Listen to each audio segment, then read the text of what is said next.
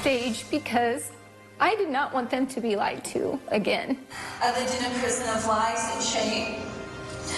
Lying to protect the Lowe family. For years I thought I was a horrible person having suicidal thoughts, not realizing what had been truly done to me, that I was the victim.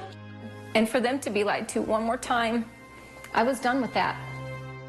Tonight, Bobby Gephardt shares her story with ABC 21. She's the one who called out her former pastor, in her words, for stealing her virginity in his church office when she was just 16 years old. The pastor's admission to his congregation and Bobby's response were streamed live from inside New Life Christian Church and World Outreach in Warsaw. Yeah, and Brian, I asked Gephardt about her response, the response rather that she's gotten from people around the world since she came forward. The live stream that you mentioned has been seen nearly 1 million times. Her story getting picked up everywhere. Now she says she is glad that she finally spoke out.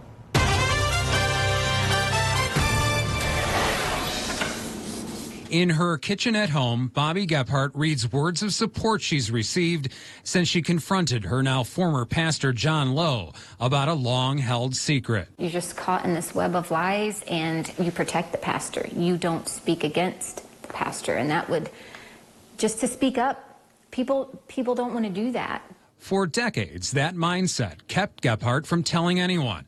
She and her family were devoted members of New Life Christian Church and World Outreach. They had a great deal of respect for Pastor Lowe. People have a hard time coming against that, but you have to find the gumption. Thank you, Jesus. Away from the prayers at services, Gephardt says Lowe was a different man.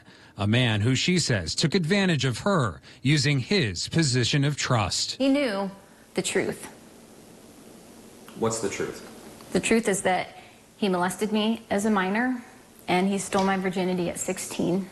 A few weeks ago, in this same kitchen where we talked, Gephardt says her brother asked her about something he saw when they were teenagers. He asked me if there was an inappropriate relationship, and I said yes. And then he sobbed, and he held me, and his heart was breaking like any big brothers would for their little sister that they knew for all these years. Had held on to that. He could just see something different about me. Something changed. Her family confronted the pastor, who then decided to address his congregation. I committed adultery. It was nearly 20 years ago. It continued far too long. It involved one person, and there's been no other. Gephardt sat there listening, waiting for Lowe to mention her age at the time. He didn't, so she and her husband went to the stage. She told everyone about that conversation with her brother, about what he witnessed. That bothered him all these years. His pastor in bed with his younger sister, a t-shirt and underwear on. I'm a prisoner no longer. I was just 16 when you took my virginity on your office floor. Do you remember that?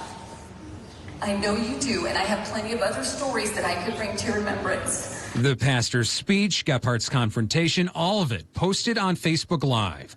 The recording has been seen nearly 1 million times. One of those views from former church member and Gephardt family friend, Kelly Thompson. When people started sending me the video of her, I was, so proud and so impressed. In a way that really only people who have gone to this church, I hate even calling it that, could be, because there's so much fear there. Thompson says you have to understand the context to really appreciate what it took for Gephardt to speak out. We're taught there that your spiritual leaders are appointed by God. To not fall into line with the spiritual leaders appointed by God is not just a rebellion against the spiritual leaders, but it's actually a rebellion against God, which takes you out from underneath the protective covering of God, and so you're in danger. But you need to tell the truth.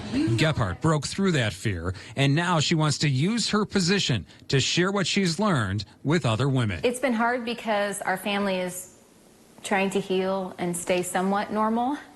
And at the same time, there's so many hurting people reaching out.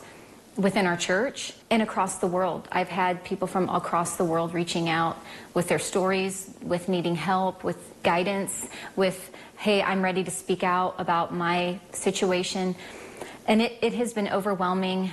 I have had so much support.